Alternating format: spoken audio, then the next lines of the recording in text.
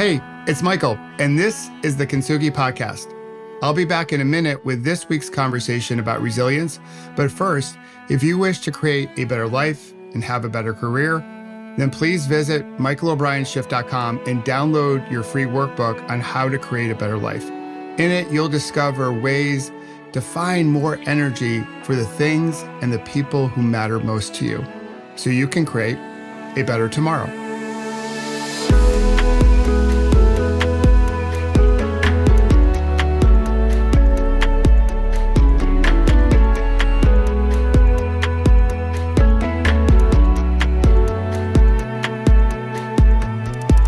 Hey there, it's Michael, and welcome back or welcome to the Kintsugi Podcast. It's time for another conversation about resilience. And today we have a special guest, Sebene Selassie. You may know her from the 10% Happier podcast and app with Dan Harris. She's a mindfulness and meditation teacher, but most importantly, she's just one of those great human beings looking to be a better human being to other human beings, to paraphrase Austin Channing Brown. And this month in our Leadership Academy, we dove into the topic of diversity, equity, and inclusion, but wanted to bring in a sense of belonging. Now, I've followed Sebene for a bit, followed her a little bit more closely when she made it to the 10% Happier podcast. And recently she wrote a book entitled You Belong, The Great Sense of Belonging. And what I love about it is that as you think about changing the world, no matter how big or small your world may be, every change starts at home. It starts with how we see ourselves, that conversation that we have with ourselves, which is a core part of being resilient, right? We have to have a good self-narrative for us to have faith to get back up again and to keep pedaling. And her book really focuses in on that true belonging, true inclusion starts at home and how we see ourselves. And once that conversation that we have with ourselves improves, it gets healthier, then we can have better conversations with others. And almost like a stone being skipped in a pond, it creates these waves of energy that creates more connection, because after all, we're all connected to one another, even though we don't necessarily behave like we do or think that we do, but we're all connected. And what I love about her book is that it helps us start with connecting to ourselves, so then we can connect better with those around us. So we can create a better tomorrow, a better normal, if you will.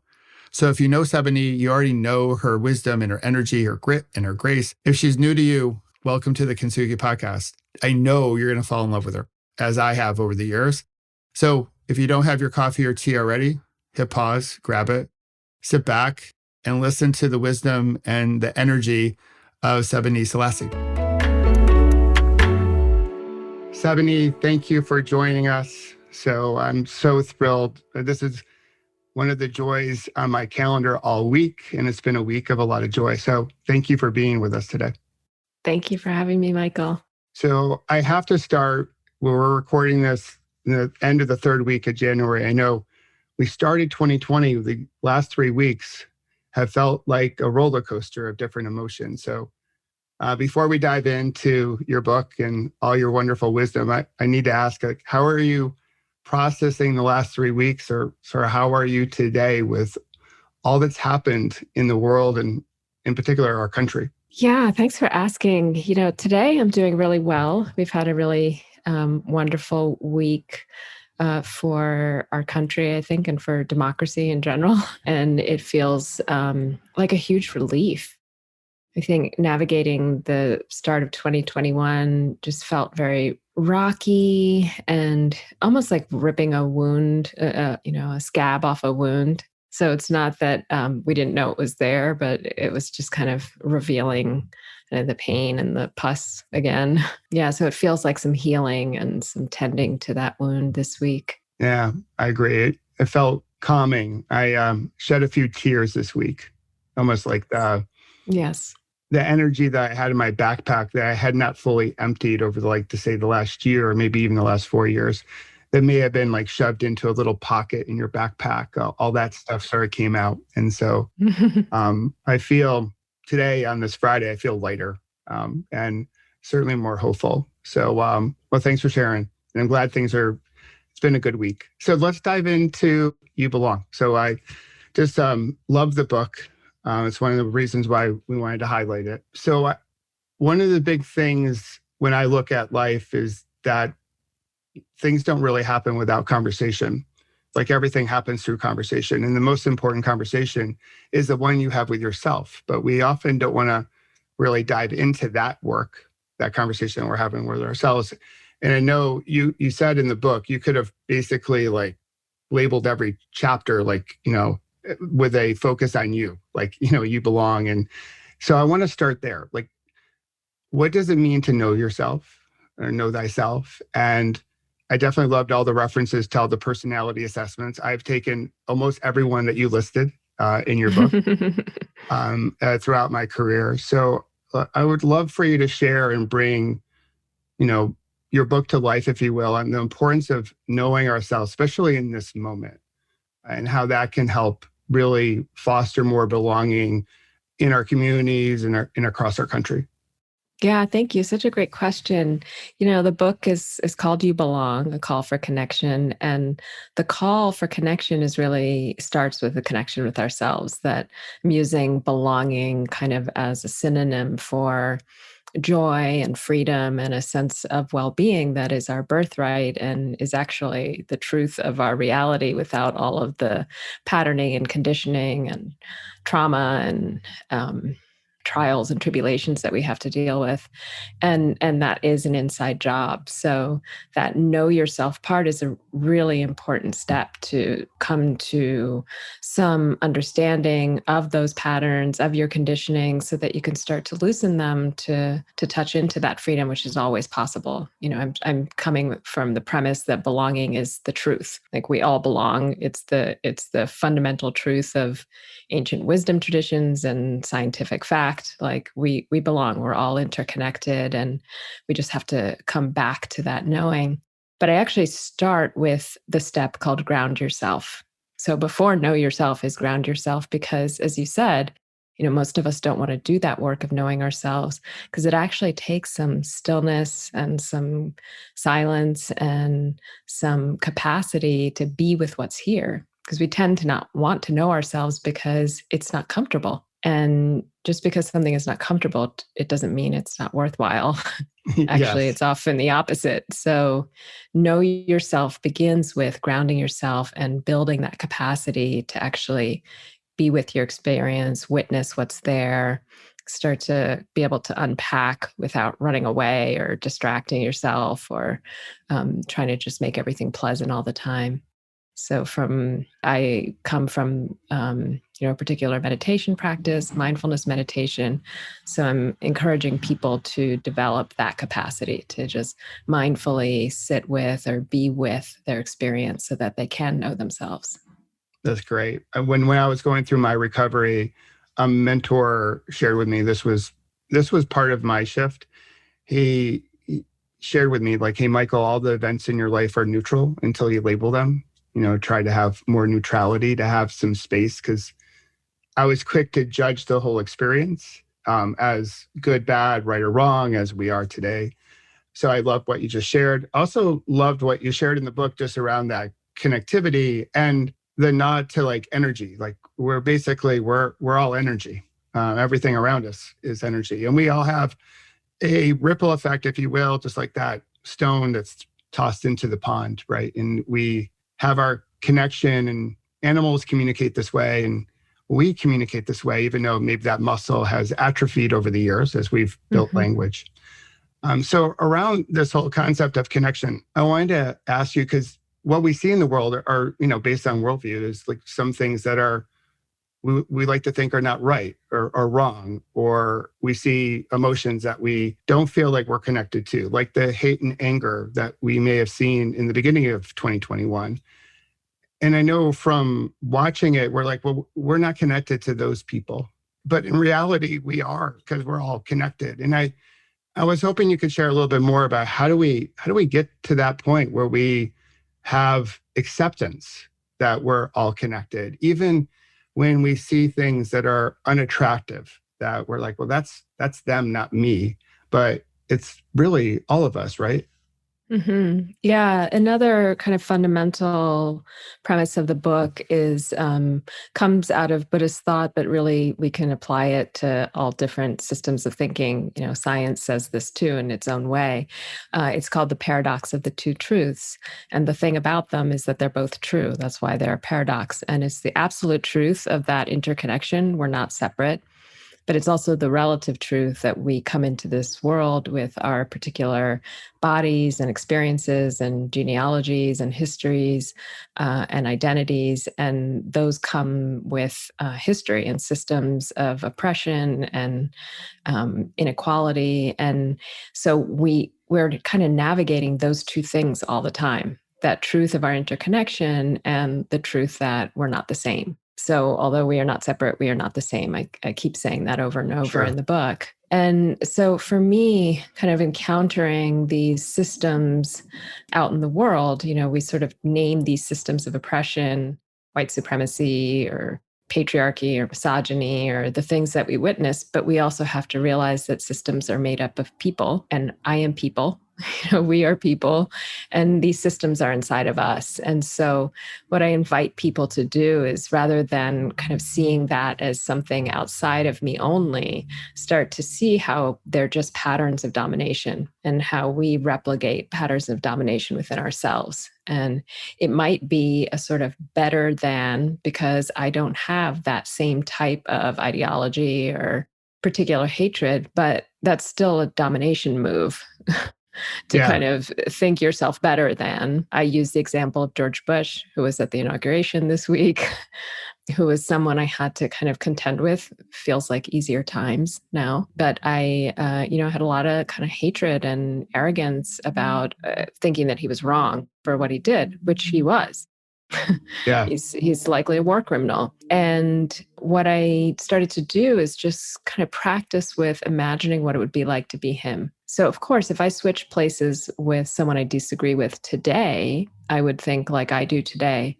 But if I lived and walked their exact path from their birth, which includes their genetic and epigenetic inheritance, if I walked their exact path and met me today, I would be them. And to think any differently is a kind of domination move. It's an arrogant move.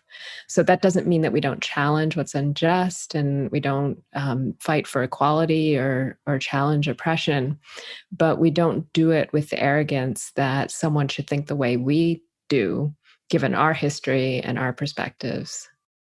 I love that. Yeah. When I read that passage about, almost like loving kindness in a way, right? Loving kindness meditation. It was a loving kindness practice. Yeah. In meta, and like, I was like, oh, wow, like we could, like, in our household, we had to do that too. It was really difficult. And yeah, so you mentioned it was like the bygone days, it seemed a lot simpler back then compared to what we lived through over the last 4 years, even more challenging, right? So it sort of proves that we can go deeper sometimes in our work than we realize. So on this whole notion of connection, when I look at things, everything's sort of digital now, and there's a lot of ways to track like who we are and what we do, like from steps to, in my sport of cycling, miles, or in companies, performance reviews and stack ranking, and like who has what, and of course, followers and likes, and like all these different data points. It's almost like we've lost our humanity, and now we're just like data when we think about big data. And then it's ripe for comparison and judgment, and something called FOPA, which is fear of people's opinions. So would you recommend then, again, mindfulness meditation as a way to slow things down and bring more awareness to when we have these thoughts of comparison, and try to reframe the situation? I'd love to get your commentary on that, because we live in an infinite world, to a degree, right? But we have so much, so many things in our lives that are finite, that are, the whole notion of scarcity. So I'd love to get some thoughts about how do we navigate that piece of life? Yeah, it's such a good question. I have a part in the book about comparison and competition, and how it's born out of the culture that we're in. So we learn those habits very young, and it's hard to not have it come from that sense of lack. because we're measured and evaluated since the time we're little kids, and we internalize that, and that leads to that feeling of not belonging. And so how to balance that with our own sense of goals and aspirations and our achievements that we enter into with good intentions, but then get warped into feelings of inadequacy or less than if they're not met, or if we encounter difficulties or challenges. And I do think you're exactly right. Like, it's our mindfulness practice that allows us to learn, when we've sort of gone askew from what our original intentions were. And I don't really go into this in the book, but I think there's a lot of work to be done. And I do this regularly, and it just coming back to, what is my intention?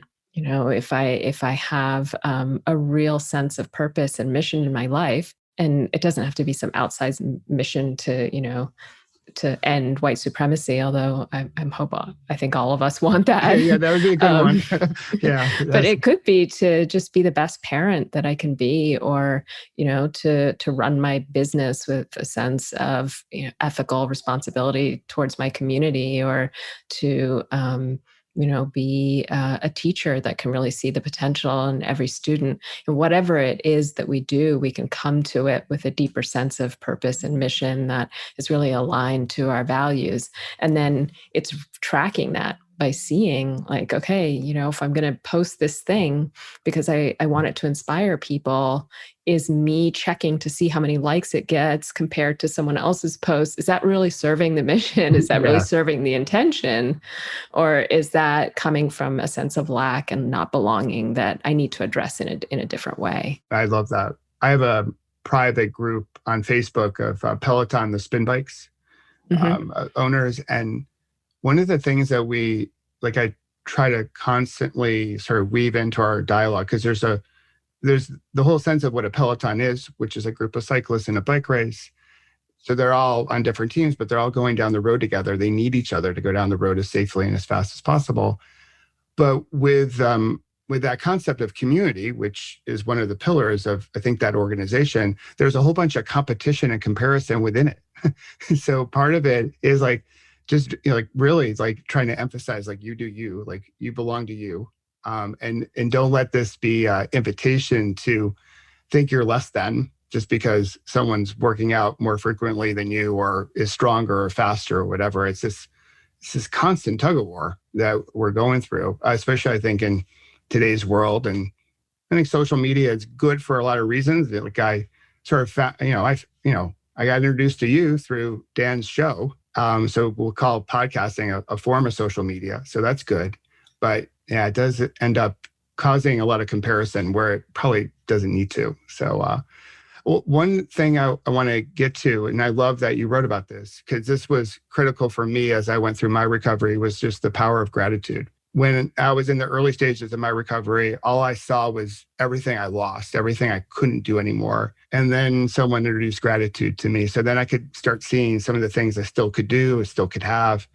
So how has gratitude shaped your life? And how do you weave it into your life today? Yeah, gratitude is a huge practice. I think, there's in some ways a lot of attention given to it, and people keep gratitude lists, and, Oprah promotes it, and it's something spoken about a lot, but it's actually, I think there's even more room for weaving it into our lives, because I think as a culture have lost that sense. And it's partly because we have such critical eyes now, which is great, because there's a lot about our culture and society that needs to be restructured. And so many of us, and especially young people, with this critical focus on what needs to be changed, and, what is still not working, and who's left out. And all of that is really important if it's balanced with personal senses of gratitude and collective senses of gratitude. And so for me, it's really about starting my day and really creating that energy as the foundation for all of that other work, which might be more critical and kind of analytical and pointed at what needs to change. So I mentioned in the book, and I did it this morning, I have a gratitude practice through text message with one friend who I do it almost every day. We rarely miss a day. And then a couple of other friends that I do periodically where we'll send gratitude lists to each other. And we kind of mix it up. So sometimes we'll do gratitude photos. So we'll actually take pictures of the things that we're saying that we're grateful for and add a little comment. Sometimes we do a list of 5 every day, but sometimes we'll just do kind of an extended explanation of one. So we mix it up to make it fun, but I find that a really great practice. That's great. I do my practice in the evening as I get ready for bed. So That's great. I have a practice in the morning where I ask myself 7 questions as I'm having my water before I get my mind and body connected. And then what bookends the day for me are those 7 questions in the form of a gratitude practice as I'm getting ready for bed, as I'm brushing my teeth. And so I have a nice little thought pattern, if you will, as my head hits the pillow. That's beautiful. So not to pry into personal life, but since you did it this morning, is there anything from your gratitude practice that you can share with us today? Like what you're grateful for as you woke today? One of the things I was grateful for, and it can be as kind of mundane as this, is my Rhodia journals. Yeah. Because I just discovered these journals and they have dots inside them, which I love because I'm not a very neat writer, but I don't like lines. And so this is gives me kind of a grid, and they lay flat open without losing any kind of the binding. Oh, that's so cool. And they have a little pocket in the back, and they have a little bookmarks. So yeah, I highly recommend them.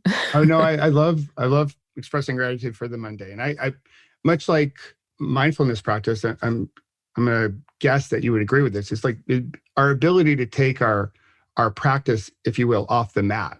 So we can meditate for 10, 20 minutes, however long, some folks longer. But if we don't weave it into the course of our day, just like if we don't weave gratitude into the course of the day, I think it has, there's some danger in there. It just becomes transactional. It becomes transactional and it becomes unapplicable.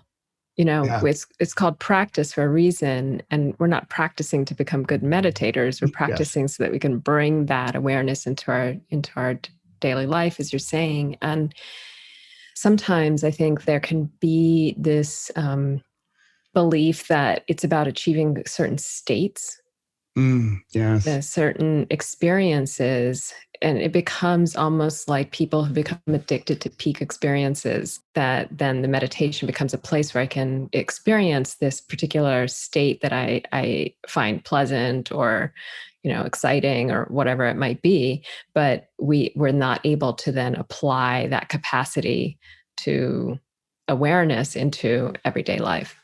Yeah, so it's almost like we're all trying to grab after. We have outcome attachment to flow. Well, we got to get there. We got to get there. That becomes the destination as opposed to just being and connecting with our breath. So your story about your battle with cancer obviously is a theme throughout the book. And I know for me, I didn't truly wake up to life and therefore wake up to connection and my sense of belonging until I had my accident and I went through my recovery.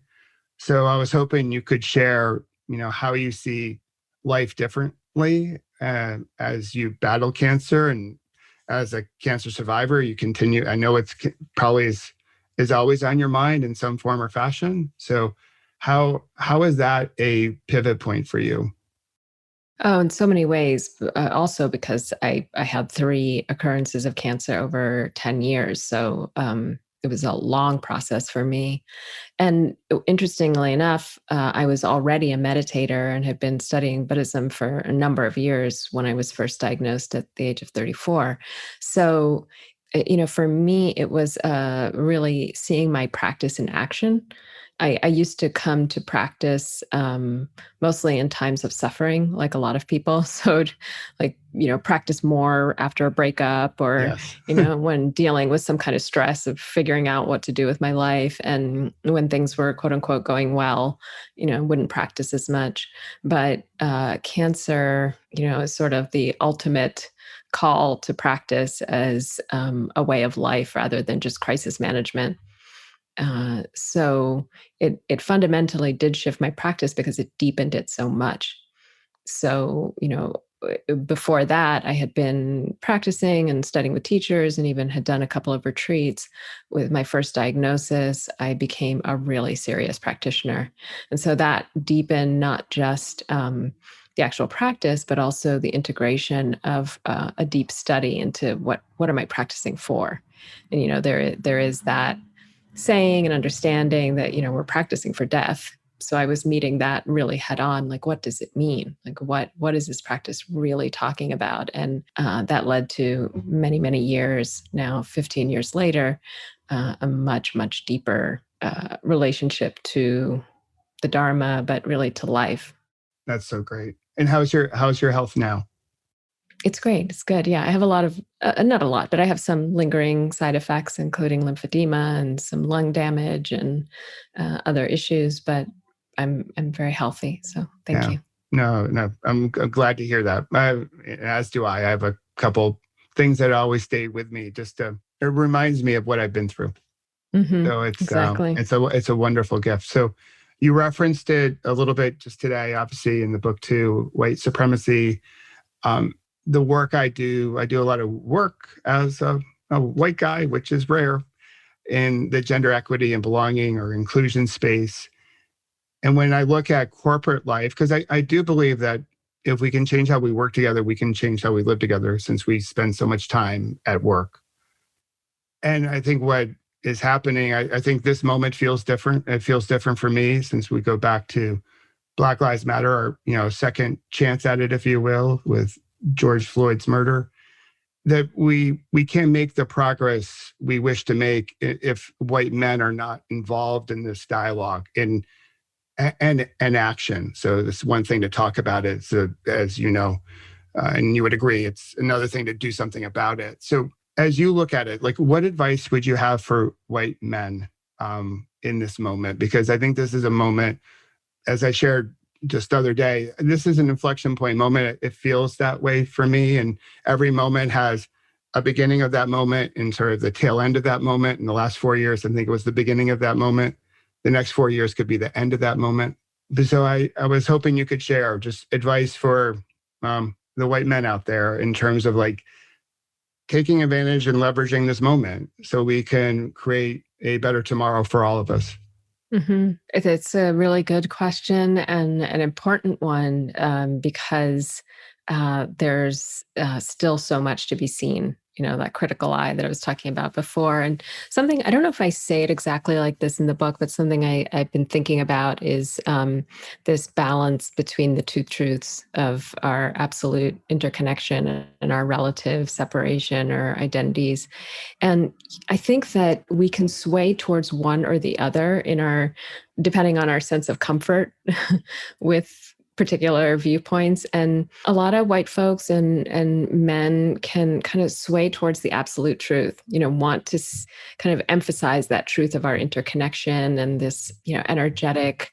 This can happen a lot in spiritual spaces, but can even happen in, secular spaces where there's sort of the meritocracy idea, or we're all just on the same playing field, and Sure. And then there can be a tendency among people of color or women or other marginalized groups to kind of lean towards the relative side and not want to acknowledge the truth of our interconnection, because there's so much work to do, and there's so much there's such an emphasis on the taking care of those who are really affected disproportionately and adversely by these systems.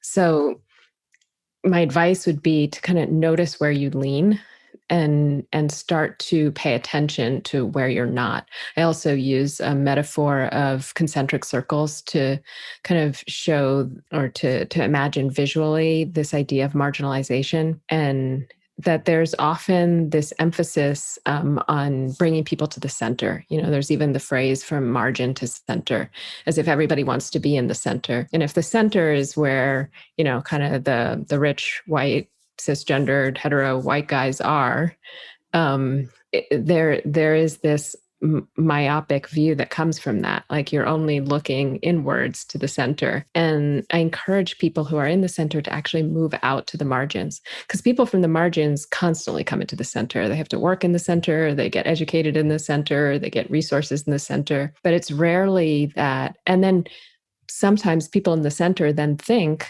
that they have perspective on the margins because they've met folks who have come in. So like, Yes. oh, I have a couple of Black friends, Yeah. they come into my center of work or Yes. education and Oh, so really yes. encouraging people to move out to the margins, to start to, it's so mind expanding and life expanding to know different realities. And that's a huge privilege that people of color have. I actually don't like the term white privilege, although white people are given unasked for, unearned privileges all the time. It's not a privilege to not have perspective or to be ignorant or to be unconsciously Mhm. biased or Yes. it, and so I try also to emphasize for people of color to understand the privilege they have in the great perspective and understanding that we have, because we've moved through so many worlds, because we come in and out of the center all the time.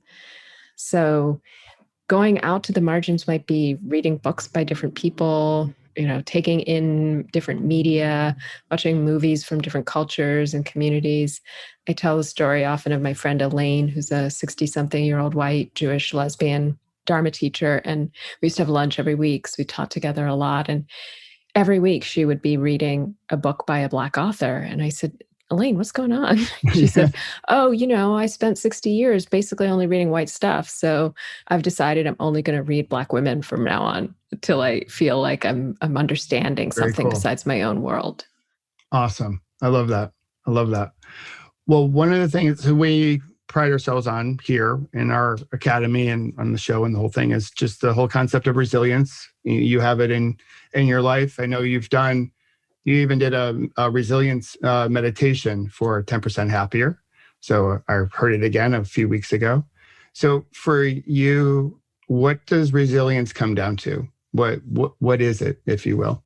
I know what it feels like. It feels like a really deep and sacred trust.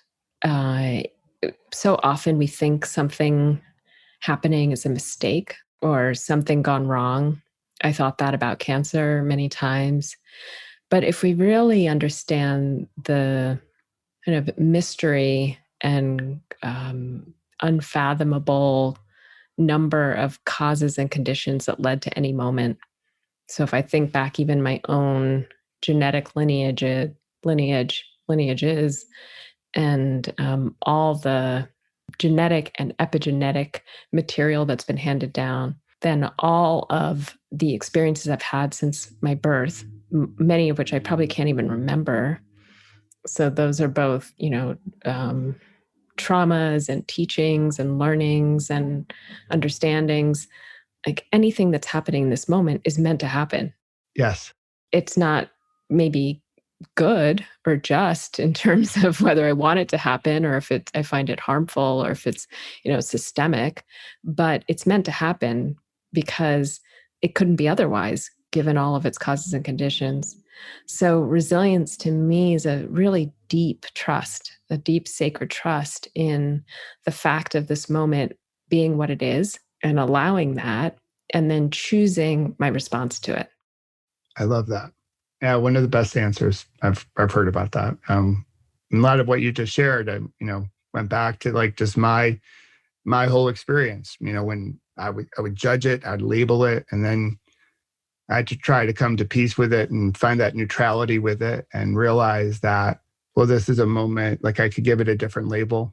I could choose a different response, shift my attention in a different direction, if you will, and when people have asked me, I'm sure they've asked you maybe about your cancer, but they've asked me about my accident. Like, if you could turn back time and it didn't happen to you, would you want to turn back time? And my answer always is no. Like, no. Like, it shaped me into the person I am today.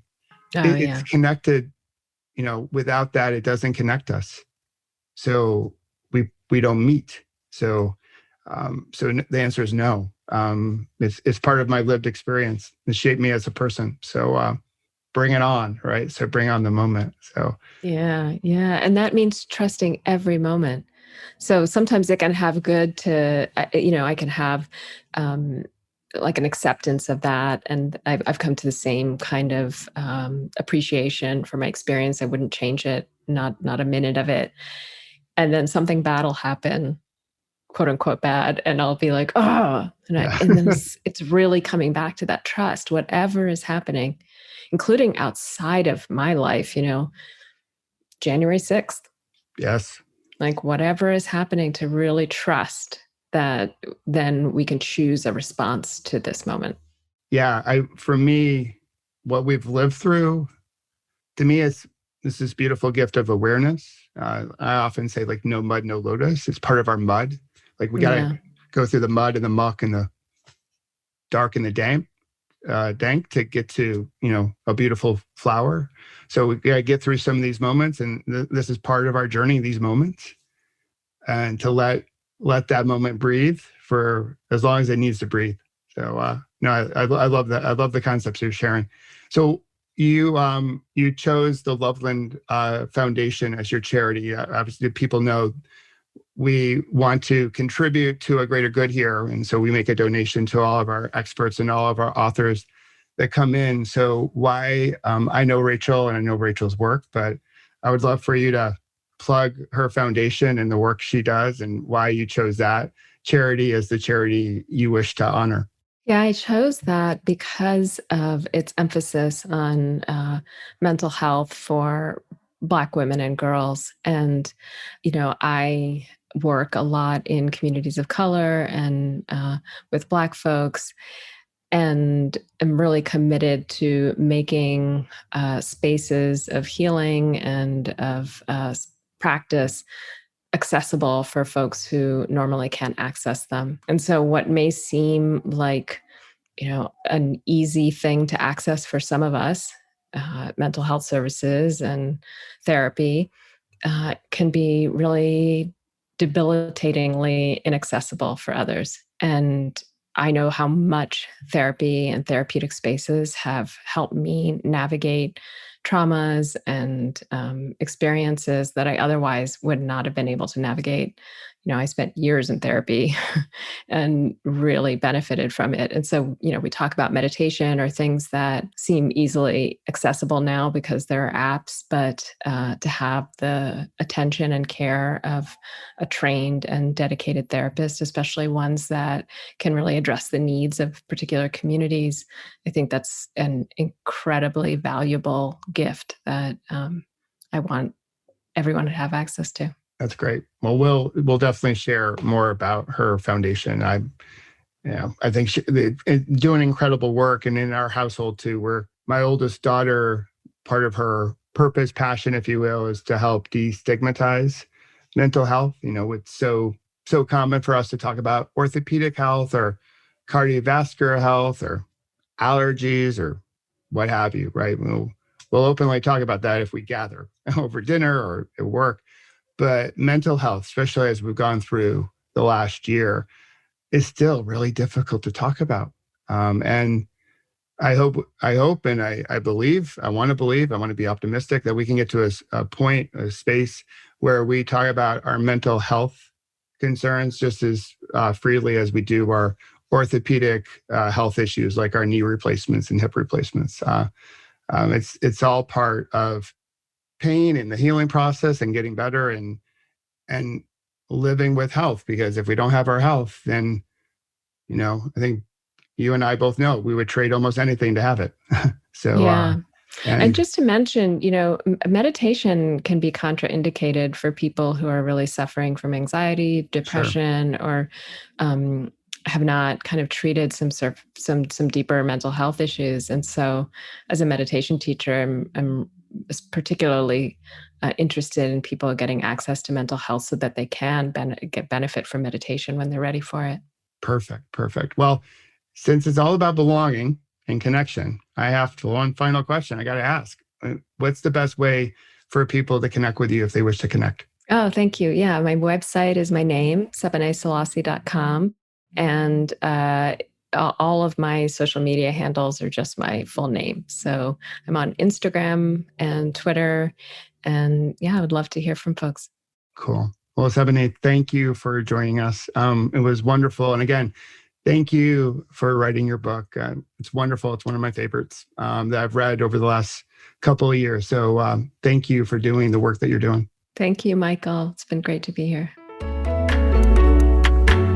Welcome back. Isn't she great? Again, I just love her grit, her grace, her wisdom, her energy, and just the whole concept of belonging, because we need more of that, more of it today than ever before. Because after all, as I mentioned up front, we're all connected.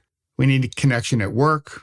As I've shared in the past, I believe we can change how we live together once we change how we work together, because we spend so much time at work. To really have a good sense of connecting with others, though, starts with the connection we have with ourselves. Like every journey, it starts at home. And once we see ourselves in that Kintsugi spirit, if you will, that yes, we have cracks and scars and blemishes and wrinkles and gray hairs or fewer hairs, all that stuff we don't need to hide. We don't need to filter it away. We can embrace it because yes, we have cracks, but we can be put back together more beautifully in the true sense of the Kintsugi repair, the golden repair, Kintsugi art, that we all have it. Some are physical, some are emotional. I have both. I'm sure you do as well. But they all tell this beautiful story of resilience, of connection, and how we need each other to get back up again. So I just love her work.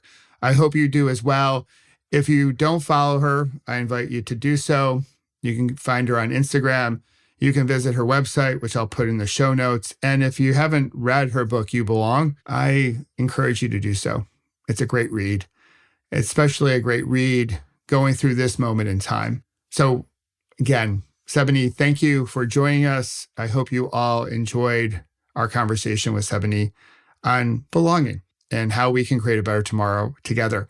Now, a couple different things that I want to give you a heads up on, some new stuff. There's a new app called Clubhouse. It's only in beta for iOS or Apple users. It's invite only. I found it back in December. And what I have found to be true about it is that people feel heard. Unlike Facebook and LinkedIn and the other social media platforms, there's something different about Clubhouse. Yes, there are plenty of people looking to monetize everything. They listen to reply, not listen to connect. They're seeking attention in this attention economy.